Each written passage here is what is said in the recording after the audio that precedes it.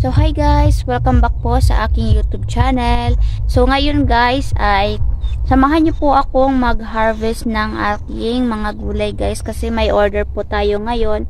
So ayan, yung sa likod ko guys, papakita ko sa inyo ngayon guys, may mga gulay po dyan. Yan po yung garden ko.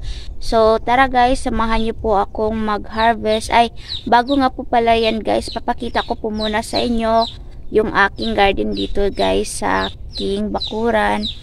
So tara guys, samahan niyo po ako.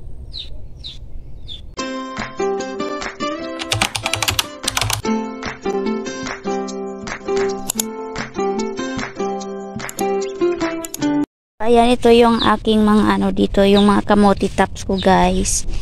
Ayan, dito yan sa bakuran ko. So pupunta tayo doon sa unahan. So ayan, dito guys meron akong ilang puno na ayan patula. So mag-harvest din tayo ngayon dyan ng patula guys. So ayan. So yan yung aking garden.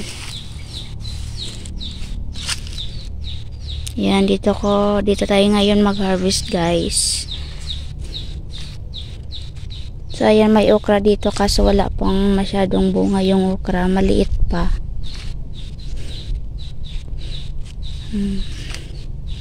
So ayan, dito lang tayo banda. Doon sa likod meron yan guys. So dito muna tayo. So ito yung garden ko dito guys.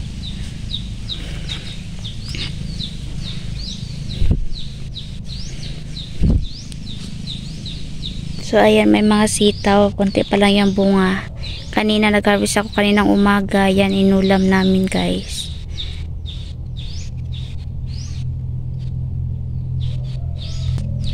Ayan, meron tayong ditong tinangkong, tapos yun.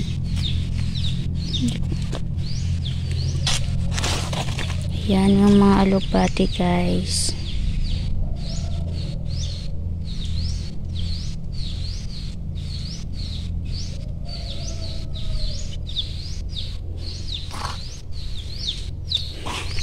So dito muna tayo mag-harvest guys.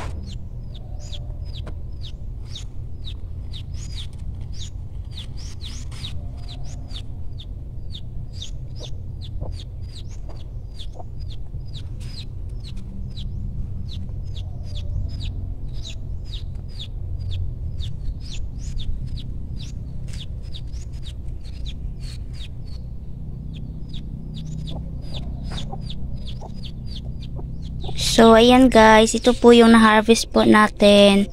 So, ito yung mga patula guys.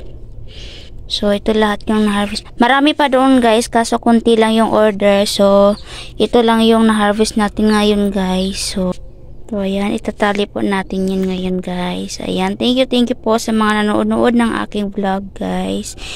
So, ayan, yung laki ng patula guys. Oh, masarap to sa bawan. So, ayan guys, natali ko na po itong gulay natin. So, ito isang tali, ano siya, 5 peso po.